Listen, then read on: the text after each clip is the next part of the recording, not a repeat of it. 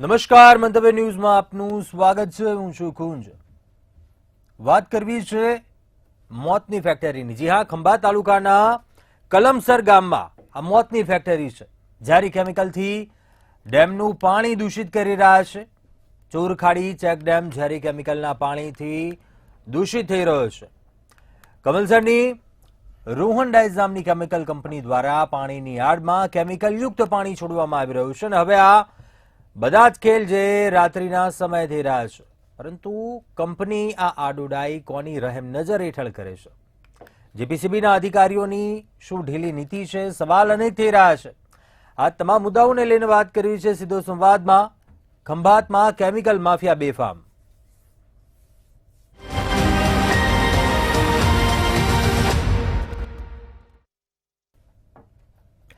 આજ મુદ્દે ચર્ચા કરવા માટે આપણી સાથે જોડાયા છે પ્રફુલભાઈ ત્રિવેદી, મંતવ્ય ન્યૂઝના એસોસિએટ એડિટર છે, સાથે જ મહેશભાઈ પંડ્યા, પર્યાવરણવિદ છે.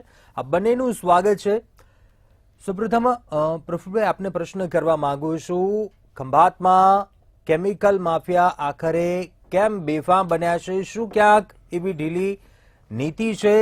શું એવા કારણો આપને લાગી રહ્યા છે? કુંજ, ખંભાતનો જે વિસ્તાર છે એ અત્યારે ઇન્ડસ્ટ્રીયલ હબ તરીકે, કેમિકલ હબ તરીકે બહુ ઝડપથી વિકાસ પામી રહ્યો છે. પરંતુ ત્યાં જે ફેક્ટરીઓ આવે છે એ ફેક્ટરીઓ એના જે પોલ્યુશનના જે નિયમો છે, એના જે નોર્મ્સ છે એ પાલતી ના હોવાથી જળ અને વાયુ, પાણી અને હવા બંનેની અંદર બેફામપણે પ્રદૂષણ ફેલાઈ રહ્યું છે. તમે જે નામ લીધા એ રોહન ડાઇઝ એન્ડ ઇન્ટરમીડિયટ્સ અને બીજી છે જય કેમિકલ્સ. આ કંપનીઓના માલિકોનું નામ રોહન અને રાધેશ્યામ છે. હવે આ જે ફેક્ટરીઓ છે બે, એ હવાની અંદર પ્રદૂષણ છોડે છે, એનો ઝેરી ગેસ છોડે છે, જેને કારણે લોકોની આંખો બળે છે, શ્વાસ લેવામાં તકલીફ થાય છે. અને સૌથી ખરાબ બાબત તો એ છે કે નજીક આવેલી સરકારી શાળાની અંદર નાના નાના બાળકોની આંખો બળે છે, આંખમાં પાણી આવે છે, શ્વાસ લેવામાં તકલીફ થાય છે. એટલે આ જે આખો જે હવાનું પ્રદૂષણ છે એ ત્યાં બેફામપણે વધી રહ્યું છે. બીજી તરફ પાણીનું પ્રદૂષણ છે કે જે પાણી એમને ટ્રીટ કરી અને જળ સ્ત્રોતમાં છોડવું જોઈએ. આ એક વૈશ્વિક નિયમ છે કે જળ સ્ત્રોતની અંદર ટ્રીટ કર્યા વગરનું ફેક્ટરીનું પાણી છોડી ના શકાય. એ કાયદાનો ભંગ કરે છે, ખુલ્લેઆમ ભંગ કરે છે. કેમ કે એમને જે ટ્રીટ કરવાનું હોય છે એનો ખર્ચ વધારે આવતો હોય છે. એ પૈસા બચાવવા માટે થઈ અને એ પાણી છે એ કાં તો નાળાઓમાં છોડી દે છે, ચાલુ વરસાદ હોય ત્યારે વરસાદ સાથે છોડી દે છે, જેથી એ પાણી ડેમમાં જાય છે. એટલું જ નહીં, કેટલીક જગ્યાએ તો આ ફેક્ટરી વાળાઓએ નીચે ભૂગર્ભમાં પાઇપલાઇન નાખી છે ને ખાડીની અંદર સીધું ગંદુ પાણી છોડી દે છે. કેટલાકે રિવર્સ બોર કર્યા છે. હવે રિવર્સ બોર કરીને તમે અંદર ગંદુ પાણી છોડો એટલે તમારું ભૂગર્ભ જળ, જે તમારી આવતી પેઢીને પીવા માટે કુદરતે સંગ્રહ કરેલું છે, એ જળ પણ પ્રદૂષિત થાય છે. એટલું જ નહીં, આજુબાજુમાં કોઈ બોર ખોદે તો બોરનું પાણી લાલ નીકળે છે. ત્યાંના જે સરપંચ છે એની આપણે થોડા સમય પહેલા બાઇટ સાંભળી હતી. સરપંચ કહી રહ્યા છે કે અહીંનું અમારું જે વોટર વર્ક્સ છે એનું પાણી લાલ આવે છે. હવે ત્યાંના જે બે ગામો છે, એક કલમસર અને બીજું છે વતરા.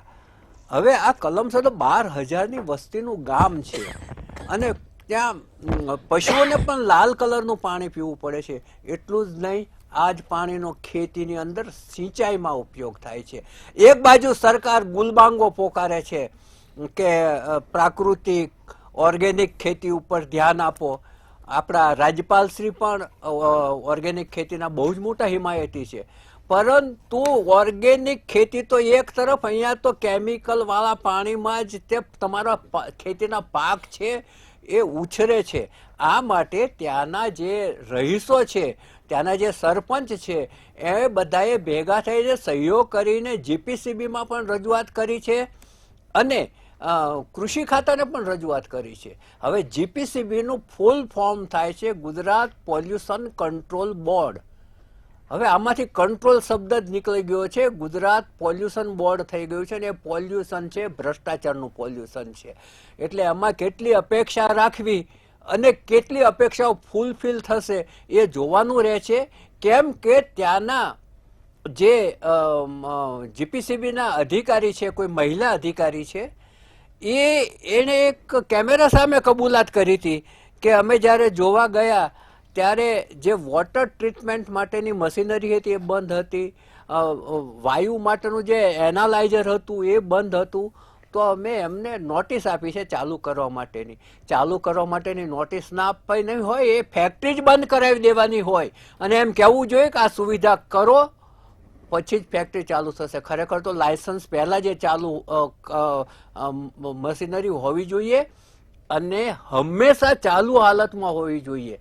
બંધ હાલતમાં હોય તો એનો કોઈ અર્થ નથી. આ લોકો બંધ હાલતમાં છે તો એનો સીધો અર્થ એ થયો કે ગંદુ પાણી એ લોકો ટ્રીટ કર્યા વગર બહાર ફેંકે છે. કેમ કે એમની ટ્રીટમેન્ટની મશીનરી બંધ છે અને જીપીસીબીના ઇન્સ્પેક્શનમાં દેખાય છે. અને બીજી સૌથી આશ્ચર્યની વાત એ છે કે જ્યારે જીપીસીબીના અધિકારીઓ ત્યાં ગયા ત્યારે એમને વાર્મ વેલકમ કરવા વાળું વાતાવરણ હતું.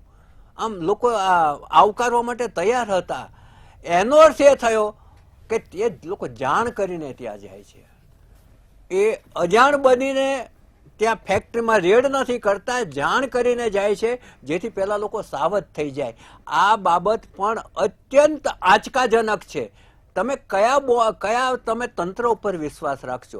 બીજી તરફ આ લોકોને રાજકીય પીઠબળ હોય છે, કેટલાક બીજા ત્યાંના સામાજિક કાર્યકરો હોય છે, એમનું પીઠબળ હોય છે, રાજકીય પીઠબળ હોય છે. અને રાજકીય પીઠબળવાળા પાસે જીપીસીબીના અધિકારીઓને દબાવતા હોય છે, ભાઈ ચલાવો ને એમ, અને દબાઈ જતા હોય છે. એટલે આમાં તારું મારું સહિયારું ચાલતું હોય છે. બધાના આમાં છે ને ભાગ બટાઈ ચાલતી હોય છે. આવી પ્રકારની ફેક્ટરીઓ, નોટો છાપવાના મશીન છે ને આ બધા વચ્ચે વેચાતો હોય છે. રાજકારણી લેતો હોય છે ને અધિકારીઓ લેતા હોય છે ને જે ફેક્ટરી માલિક છે એની તો બહુ જ મોટી નાણાંની બીભત્સ ભૂખ હોય છે કે જે બીભત્સ ભૂખ સંતોષવા માટે એ માનવ આરોગ્ય સાથે, પશુ પક્ષીના આરોગ્ય સાથે અને જે જળચર પ્રાણીઓ છે કે જે ત્યાં ખાડીની અંદર રહે છે એ તમામ જીવો સાથે એ ચેડા કરે છે, એના આરોગ્ય સાથે ચેડા કરે છે. અને આ જે જળચર પ્રાણીઓ છે તો બહુ કોમળ હોય છે તો મરી પણ જતા હોય છે. મહેશભાઈ, આપને પ્રશ્ન કરવા માંગુ છું. લોકોના આરોગ્યને પણ ગંભીર ખતરો છે, પરંતુ આ કેટલું ગંભીર ગણી શકાય કે કેમિકલ માફિયાઓ જે બેફામ બન્યા છે, પ્રદૂષણ જે સ્ત્રોત સુધી પહોંચી રહ્યું છે, આ જળ સ્ત્રોત સુધી, આ કેટલું ગંભીર ગણી શકાય? જલવાયુ બંને. પ્રફુલભાઈ બહુ સરસ વાત કરી કે આનું મૂલ્ય ના થઈ શકાય એટલું નુકસાન છે. માનવ આરોગ્ય, કૃષિ આરોગ્ય, પશુ આરોગ્ય એટલે ત્વરિત અને લાંબા ગાળાનું બંનેનું. અને એ બહુ હકીકત છે કે જ્યારે લાલ પાણી દેખાય છે તેનો મતલબ શું થયો? એટલે હું પ્રફુલભાઈ એમ કહું છું કે મહેશભાઈ, આપણે આ જે દ્રશ્યો બતાવી રહ્યા છે ને એની એ અંદર પણ લાલ પાણી જે એના નાળામાં અને ખાડીમાં જતું દેખાય છે. જી, અને હકીકત છે પ્રફુલભાઈ, એ બહુ જ હકીકત છે. ને ત્યાં જે કામ કરવાવાળા લોકો હોય છે એ બિચારા બોલી નથી શકતા, પણ બહાર આવીને કહેતા જ હોય છે કે અમારી ફેક્ટરીમાં આવું છે. પણ જો એ પોતે નામજો કંઈક ફરિયાદ કરે તો નોકરીમાંથી કાઢી મૂકે. આ જ કંપનીઓની વાત કરું છું. 2 વર્ષ પહેલાં કુંજ ખંભાતમાં પબ્લિક હિયરિંગ હતી આ જ કંપનીની એક્સપાન્શન માટે. અને ત્યાં કલમસર ગામના એક સામાજિક કાર્યકર, નિવૃત્ત કૃષિ અધિકારી હતા પ્રતાપભાઈ પરમાર, એ પર્યાવરણ ઉપર ત્યાં મુદ્દે કામ કરે છે, લડે છે. એમને ઘરેથી ઉઠાવ્યા હતા પોલીસે અને અટકાયત કરેલી. અને પછી પબ્લિક હિયરિંગ પત્યા પછી એમને જવા દીધા. એટલે જે પ્રફુલભાઈએ વાત કરીને એ બહુ સાચી કે સાંઠગાંઠ હોય છે. પોલીસ તંત્ર પણ આમાં મળેલું છે, સરકારી તંત્રો પણ મળેલા છે, આ બધું જ મળેલું છે. એ પ્રતાપભાઈ ઉપર ઘણી બધી કલમો લગાવવા પ્રયત્ન કરેલો. પછી કલમસર ગામના લોકો ગયા અને બધી માથાકૂટ કરીને એમને પછી એમને છોડ્યા. પણ એ રજૂઆત જોરદાર કરવાના હતા, ટેકનિકલી સાઉન્ડ હતા, એટલે એમને ઘરેથી પબ્લિક એરિયામાં જતા રોકે, આના बाद તો ઘણા લોકોને રોકે છે. આજે જય કેમિકલ અને રોહન ડાયકેમની વાત કરી પ્રફુલભાઈ, એ કંપનીઓ આજથી નહીં વર્ષોથી એ વટવામાં હતી, વટવાથી શિફ્ટ થઈને ત્યાં ગઈ છે. એટલે વટવાથી શિફ્ટ થઈને ઘણી ફેક્ટરી પાદરામાં જાય છે, ઘણી ખંભાતમાં આવે છે, અને એનું બેફામ પ્રદૂષણ છે, કોઈ રોકવાવાળું છે નહીં. એટલે હવે માત્ર પ્રદૂષણની અંદર બોર્ડ નહીં, પાણી પુરવઠા બોર્ડે પણ પગલાં લેવા પડે, કારણ કે એના પણ નિયમમાં આવે છે પ્રફુલભાઈ હા, કે કે જલ સ્ત્રોત ચોમાસા ગંદુ પહેલા થાય છે. અને ચોમાસા પછી બંને વોટર સેમ્પલ લેવાના. હવે જ્યારે લાલ પાણીની ફરિયાદ સરપંચ કરી રહ્યા છે, તો પાણી પુરવઠા બોર્ડની પણ જવાબદારીમાં આવે છે કે ચોમાસા પહેલાં ચોમાસા પછી એનો અભ્યાસ કરીને સરકારનું ધ્યાન દોરે, કલેક્ટરનું ધ્યાન દોરે, કારણ કે જાહેર ઉપદ્રવની બાબત છે. એટલે પ્રદૂષણ નિયંત્રણ બોર્ડ એકલું જવાબદાર નથી, કલેક્ટર પણ જવાબદાર છે. પબ્લિક ન્યુસન્સ એક્ટ અને ક્રિમિનલ પ્રોસિજર કોડની 133મી કલમ પ્રમાણે આ જાહેર ઉપદ્રવની બાબત છે, માનવ આરોગ્યને નુકસાન કરનાર બાબત છે. કલેક્ટરે તાત્કાલિક પગલાં લેવા જોઈએ. એટલે માત્ર પ્રદૂષણ નિયંત્રણ બોર્ડની પેલી ઢીલી શોકોજ નોટિસો નહીં ચાલે, એને તાળા મારવાની જવાબદારી. અને સાહેબ એથી આગળ હું તો કહું છું પ્રફુલભાઈ, પંચાયતી રાજમાં પંચાયત ગ્રામ પંચાયતને પણ સત્તા આપવામાં આવી છે કે તમારા ગામમાં જો જાહેર ઉપદ્રવ થતું હોય તો સરપંચે તાળા મારી શકે અને કલેક્ટરની મદદ લેવી જોઈએ. કારણ કે સરપંચ જોડે માનવ બળ પીઠબળ નથી, માનવ સંસાધન નથી, પોલીસ તંત્ર નથી, તો પંચાયતના સરપંચે કલેક્ટરની મદદથી આ ઇન્ડસ્ટ્રીને તાળા મારવા જોઈએ. માત્ર એવું નથી કે પ્રદૂષણ નિયંત્રણ બોર્ડ જ વોટર એક્ટ કે એર એક્ટમાં ફરિયાદ કરી શકે કે પગલાં લઈ શકે. સરપંચ પણ આમાં સત્તાધીશ છે. એવું પંચાયતી રાજ આપણો જે 1991 છે એમાં જોગવાઈ છે, તો એના પણ ઉપયોગ થવા જોઈએ. પણ ફરી વાર એક કહું છું, રાજ્ય સરકારે આ ખંભાતને બચાવવાની જરૂર છે. હું ફરી એક બીજી વાત કરું પ્રફુલભાઈ, 5/9/2023ના રોજ બહુ જ મોટું ક્લસ્ટર વાઇબ્રન્ટ ઇન્ડસ્ટ્રીયલ પાર્ક આવે છે, એની હિયરિંગ ગોલાણા ગામમાં હતી. હવે એટલે ખંભાત તાલુકામાં આવે છે. તાલુકામાં આવે છે, કઈ ગોલાણા જગ્યાએ આવે છે ખંભાત, exact? એ ગોલાણા એન્ડ મિતાલી ગામમાં ખંભાત તાલુકો. હવે ત્યાં સાબરમતીનું વેણ છે, અત્યારે પાણી નથી આવતું, પણ ક્લાઇમેટ ચેન્જમાં ગમે ત્યારે પાણી આવી શકે. એ સાબરમતીના પટ્ટા ઉપર આ વાઇબ્રન્ટ ઇન્ડસ્ટ્રીયલ પાર્ક આવવાનો છે. એટલે આ જે મુદ્દા છે, આપણે વિકાસ જોઈએ જ છે. તમે કે હું કે આપણી આ મંતવ્ય ચેનલ વિકાસની વિરોધી ક્યારેય નથી, મહેશભાઈ, પણ ઉદ્યોગોના વિરોધી નથી, આપણે પણ વિકાસના વિરોધી નથી, પરંતુ વિકાસના નામે વિનાશને નિમંત્રણ આપવામાં બિલકુલ. આવે છે એના વિરોધી છે. અને એટલા માટે જ આ વાત કરું છું કે આપણી આ ચેનલ કે તમે કે હું વિકાસના વિરોધી નથી, પણ વિકાસના નામે જે વિનાશ થઈ રહ્યો છે, જે કુદરતી સંસાધનો બગડી રહ્યા છે, લોકોના આરોગ્ય ઉપર ચેડા થઈ રહ્યા છે, પશુ આરોગ્ય ઉપર ચેડા થઈ રહ્યા છે, કૃષિ આપણી ખલાસ થઈ રહી છે. આપણે બહુ સરસ વાત કરી કે એક તરફ આપણે પ્રાકૃતિક ખેતી તરફ વળવાની વાત કરીએ છીએ અને બીજી બાજુ સીધું જ ઝેર આ ખેતરોમાં નાખીએ છીએ. આ તો ક્યાંનો ન્યાય? પ્રફુલભાઈ, આપને શું લાગી રહ્યું છે, કેમ વારંવાર ક્યાંક રજૂઆતો થાય છે પરંતુ નીતિ, આ ઢીલી નીતિ વારંવાર કેમ? કેમ કે ન માત્ર ક્યાંક અહીંયા અમદાવાદની વાત કરીએ, પરંતુ અનેક એવા વિસ્તારો છે જિલ્લાઓમાં આપણે આ પ્રકારની ઘટનાઓ જોઈ છે. જે પીસીબીની કાર્યવાહીની જ્યારે વાત આવે, ઢીલી નીતિ જોવા મળે, એવી શંકાસ્પદ એવી ભૂમિકા જોવા મળે. શું એવી કચાસ આખરે એવી ક્યાં રહી જાય છે? કુંજ, મેં પહેલામાં પણ વાત કરી કે આ લોકોને કેટલાક પહોંચેલા રાજકારણીઓનું પીઠબળ હોય છે. રાજકારણીએ પણ એ બાબત સમજી લેવી જોઈએ કે લોકોએ એમને મત આપીને મોટા બનાવ્યા છે, એટલે લોકોના હકોની રક્ષણની જવાબદારી એમના સિરે છે. પરંતુ એ લોકોને એક બાજુ મૂકીને ઇન્ડસ્ટ્રીયલિસ્ટ કે ઉદ્યોગપતિ કે ફેક્ટરીવાળાના હિતોની રક્ષા કરવા માટે લાગી ગયેલા હોય છે. એટલે એમના હિતોની, કેમ કે એમને ચૂંટણી ફંડ ત્યાંથી આવે છે, બીજા ફંડ ત્યાંથી આવશે, એટલે એમને તો રસ એમાં પડે ને, લોકો પાસેથી માત્ર મત જ લેવાના છે ને, અને મત લેવાના તો 5 વર્ષે આપણે પગે લાગી આવશું કે ભાઈ તમારા કામો અમે કરીશું, તમે જ્યારે અડધી રાતે અમને ઉઠાડજો, અમને પોસ્ટ કાર્ડ લખજો, અમે દોડીને આવશું, એવું કહેવાનું જ છે ને. પછી તો આપણે હિતો કોના સાચવવાના છે? હિતો એ ધનિક લોકોના સાચવવાના છે. ગરીબ લોકો, ખેડૂતો, ગ્રામજનો, એ લોકોની વ્યથા છે એના ઉપર પહેલું ધ્યાન આપવાનું હોય એ ફરજ એ લોકો ચૂકી જાય છે. આ બહુ જ સ્પષ્ટ રીતે હું કહું છું.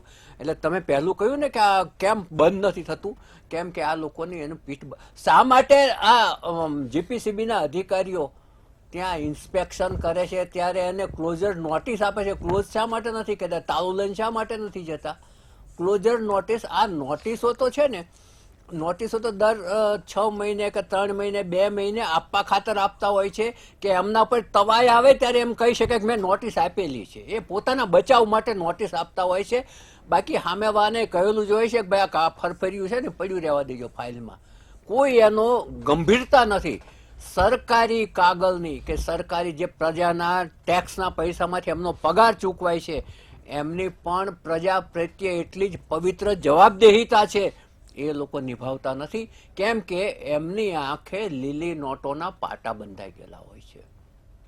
હવે બીજી વાત કરીએ કે આ જે ગંદુ પાણી છે, કેમિકલ વાળું પાણી છે, એ કૃષિમાં જ્યારે વપરાય ત્યારે એમાંથી પેદા થયેલો પાક છે, એ જે ખાદ્યાન્ન છે, એ જે અન્ન ખાય ને એ ખોરાકમાં લોકોના પેટમાં જવાનું છે.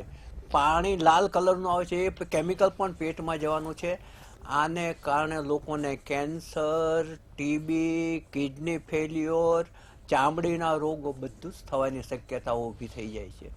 માનવ આરોગ્ય સામે કેટલો મોટો ખતરો આ ધન લાલચુઓ, પૈસાની બીભત્સ ભૂખવાળા જે પેદા કરે છે ને એ બહુ જ ભયાનક છે.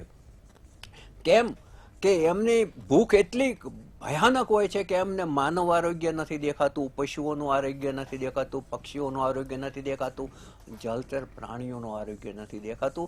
એમને માત્ર અને માત્ર ગ્રીન નોટોના થોકડા જ દેખાય છે. આ મનોવૃત્તિમાંથી ઇન્ડસ્ટ્રીયાલિસ્ટે પણ બહાર આવવું પડશે. એણે ટ્રીટ કરવા માટેના, પાણી ટ્રીટ કરવા માટેના જે સાધનો છે એ હંમેશા ચાલુ રાખવા પડશે. હવામાં વાયુ પ્રદૂષણ ના ફેલાય એનું પણ ધ્યાન રાખવું પડશે. અને આ નોર્મ્સ કડકપણે પળાતા હોય તો જ સરકારે એને મંજૂરી આપવી જોઈએ અને તો જ છે લોકો છે આરોગ્ય જળવાઈ રહેશે. નહીં તો મિની કોરોનાનું જે છે એના મિની રૂપ તમને રોજે રોજ જોવા મળશે. એટલે ખરેખર આ બહુ જ ગંભીર બાબત છે. અને આ જે રોહન ડાઈ કેમ ને જય કેમિકલ્સ ને આવી આખું એક હબ થઈ ગયું છે. હમણાં મહેશભાઈએ કહ્યું કે બીજી એક આખું ક્લસ્ટર ઊભું થઈ રહ્યું છે સાબરમતીના કિનારે. એટલે એ ગંદુ પાણી સીધું નદીમાં જ ફેંકવાના.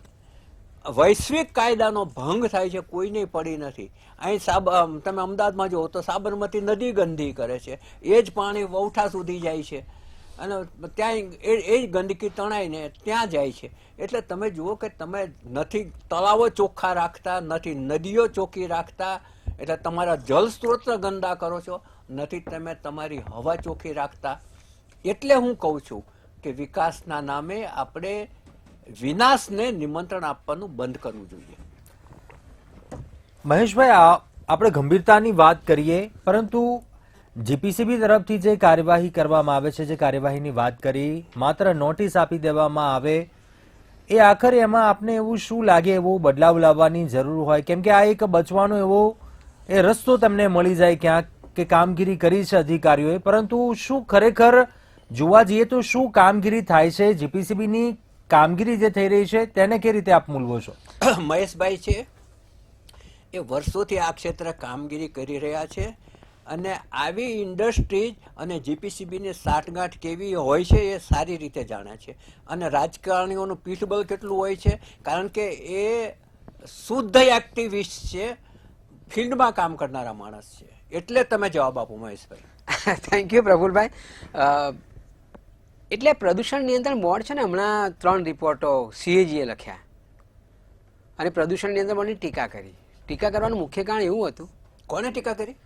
CAG, કોમ્પ્ટ્રોલર and auditor general of India જે ભારતની સર્વોચ્ચ ઓડિટ એને ટીકા સંસ્થા કરી. છે, એને 3 બહાર પાડ્યા 2022 ને 3 જુદા જુદા અહેવાલો બહાર મહેશભાઈ, પાડ્યા. કેગના રિપોર્ટને કયો રાજકીય પક્ષ ગંભીરતાથી લેશે, સત્તાધારી હોય કે વિપક્ષ? કોઈ નથી લેતો સાહેબ. વિધાનસભાના છેલ્લા કલાકમાં મુકાય છે અને એમાં અંગ્રેજી આપવામાં આવે એટલે આપણા અડધા ધારાસભ્યોને ખબર ના પડે, વાંચતા ના આવડે, અને પછી પબ્લિક ઓડિટ કમિટીમાં જાય કશું થતું નથી. પણ એ રિપોર્ટમાં લખ્યું છે કે આજે ગુજરાતમાં પ્રફુલભાઈ 40,000 ઉદ્યોગો છે અને 40,000 ઉદ્યોગોની વચ્ચે માત્ર ને માત્ર 300 અધિકારીઓ છે, નાના મોટા થઈને પ્રદૂષણ નિયંત્રણ બોર્ડના. 40,000 વચ્ચે 300? માત્ર 300. આની આકરી ટીકા કરી છે પ્રદૂષણ નિયંત્રણ બોર્ડની અને સરકારની આ CAG રિપોર્ટે. હવે આ વખતના બજેટને જુઓ, પ્રદૂષણ બોર્ડના જ અહેવાલમાં જુઓ તો રાજ્ય સરકાર પ્રાપ્તને એમને 0 બજેટ ફળવાય છે. એટલે એ બજેટ જે આવે છે એ ઉદ્યોગોના જે ફી આવે છે એમાંથી ચાલતું એવું મને લાગે છે, કારણ કે સ્પષ્ટ 0 બજેટ રાજ્યની સરકાર આપે છે. એટલે રાજ્યની સરકાર ઉદાસીનતા સેવે છે એમને સક્ષમ કરવામાં, સદ્ધર કરવામાં. બીજી બાબત એવી પણ છે પ્રફુલભાઈ કે જે 770નો કેસ બહુ પ્રખ્યાત છે, PJ Patel versus state of Gujarat, અને એમાં ગુજરાતની હાઈકોર્ટે એમ કહ્યું કે આવા પ્રદૂષણ વખતા ઉદ્યોગોએ દર 6 મહિને એન્વાયરમેન્ટલ ઓડિટ કરવું, અને એન્વાયરમેન્ટલ ઓડિટ તટસ્થ વ્યક્તિઓ જોડે કરવામાં આવે. એટલે પ્રદૂષણ નિયંત્રણ બોર્ડે કેટલાક યાદી તૈયાર કરી છે અને ડ્રો સિસ્ટમથી આપે છે, એટલે પેલી લાગવગ ના ચાલે. અને દર 6 મહિને એમને રિપોર્ટ સબમિટ કરવાનો. કમનસીબે પ્રદૂષણ નિયંત્રણ બોર્ડમાં આ રિપોર્ટ જાણે કે પાર્કિંગ જગ્યા હોય, અને હું મજાકમાં એવું કહું છું કે પ્રદૂષણ નિયંત્રણ બોર્ડ પાર્કિંગ કરવાના પૈસા લે છે. એ એન્વાયરમેન્ટલ ઓડિટ દર 6 મહિને જે રિપોર્ટ સબમિટ થાય છે, સાચા ખોટા જે હોય છે, પણ એનું પૃથ્થકરણ, એનું એનાલિસિસ અને એને આધારે કોઈ નોટિસ આપી હોય એવું મને લાગતું નથી. એટલે માત્ર ને માત્ર કર્મકાંડ હાઈકોર્ટે કહ્યું હતું એટલે અમે એન્વાયરમેન્ટલ ઓડિટ થર્ડ પાર્ટી પાસે કરાવીએ છીએ, પણ એનો કોઈ મતલબ રહેતો નથી. બીજી વાત એ કે આ જે કેમિકલની તમે વાત કરી એનું હિયરિંગ થયું, એનું એક્સપાન્શનનું ક્લિયરન્સ પણ મળી ગયું, કારણ કે પબ્લિક હિયરિંગ થયું ત્યાં પોલીસની બંદૂકને અણીએ પબ્લિક હિયરિંગ કરવામાં આવ્યું અને બાઉન્સરો ગોઠવવામાં આવેલા, એટલે લોકો બોલી ના શકે. એની વચ્ચે પબ્લિક હિયરિંગ થયું એટલે પબ્લિકનો અવાજ ના આવ્યો પબ્લિક હિયરિંગમાં, અને એટલા માટે એને ક્લિયરન્સ મળી ગયું, એક્સપાન્શનનું મળી ગયું. પણ માત્ર પ્રદૂષણ નિયંત્રણ બોર્ડને એકલા જવાબદાર નહીં ઠરવીએ, કલેક્ટર પણ એટલા જવાબદાર છે. કલેક્ટરે પણ પગલાં લેવા જોઈએ, કલેક્ટરે પોલ્યુશન કંટ્રોલ બોર્ડને સૂચના આપવી જોઈએ, રાજ્યની સરકારે સૂચના આપવી જોઈએ કે આટલી બધી ફરિયાદો આવે છે, તમે કેમ પગલાં નથી લેતા. એટલે માત્ર ને માત્ર પ્રદૂષણ નિયંત્રણ બોર્ડ ઉપર આંગળી કરી છે તો ઠીક નહીં લાગે. એની ઉપરના જે છે, કારણ કે એની મર્યાદા એવી છે કે મેં જોયું છે કે કેટલાય ધારાસભ્યો અધિકારીઓને મારે છે, થૂંકી આવે છે, ગાળાગાળી કરે છે. એટલે એને જે રાજકીય આશ્રય મળ્યો છે, જે પ્રફુલભાઈ વાત કરી, એ રાજકીય આશ્રય મળ્યો છે, એના લીધે કેટલાક સંનિષ્ઠ અધિકારીઓ પણ કામ નથી કરી શકતા. અને એટલા માટે કલેક્ટર અને આપણા રાજ્યના મુખ્યમંત્રી બહુ સરસ છે. અત્યારે રાજ્યના મુખ્યમંત્રીને આપણે અપીલ કરીએ કે ખાસ ધ્યાન રહે ખંભાતનું, કારણ કે ત્યાં આપણે કલ્પસર કરવાના છે. આપણા વડાપ્રધાન શ્રીની મહેચ્છા છે, એમની સ્વપ્ન દ્રષ્ટા છે કે ભાઈ અમારા ત્યાં અમે કલ્પસરનો ત્યાં એક મીઠા પાણીનું સરોવર બનાવીશું, અને એ જ જો ખંભાતમાં આવું ગંદુ પાણી જતું હોય અને ભૂગર્ભ જળ બગાડતું હોય તો આ બહુ ગંભીર બાબત છે. પ્રફુલભાઈ, આપને શું લાગે ક્યાં હજી કડક નીતિ અપનાવવાની જરૂર છે? જીપીસીબીની ઢીલી નીતિ દેખાઈ રહી છે, પરંતુ જે આ ખંભાતની ખાડી વિસ્તારની વાત કરી, જીઆઈડીસી વિસ્તારની વાત કરી, અને ખાસ કરીને એક જે કાર્યવાહીના મુદ્દા ઉપર પણ ક્યાંક વાત કે રાજકીય પીઠબળ હોય, સાથે સાથે હાઈકોર્ટે પણ વારંવાર ટકોર કરી છે આ મામલે, આપણે જોયા છે એવા ઘણા એવા કિસ્સાઓમાં, પરંતુ ક્યાં એવું કડકપણું લાવવાની જરૂરત આપને લાગે? તમામ સ્તરે કડકપણું લાવવાની જરૂર છે. તમે જુઓ કે એ લોકો એક કાયદો બની જાય કે ભાઈ તમામ ફેક્ટરીઓ જે ગંદુ પાણી છે ટ્રીટ કરીને બહાર ફેંકવું, કોઈ કરતી નથી અને કોઈ જોતું નથી. આ બે વસ્તુ સરખી છે. અમદાવાદમાં પણ આ જ પરિસ્થિતિ છે પૂંછ, કારણ કે 1 લીટર ગંદુ પાણી સાફ કરવા માટે 4 રૂપિયાનો ખર્ચ થાય છે. એટલે 10,000 લીટર ગંદુ પાણી ભેગું થયું હોય તો 40,000 ખર્ચ થાય.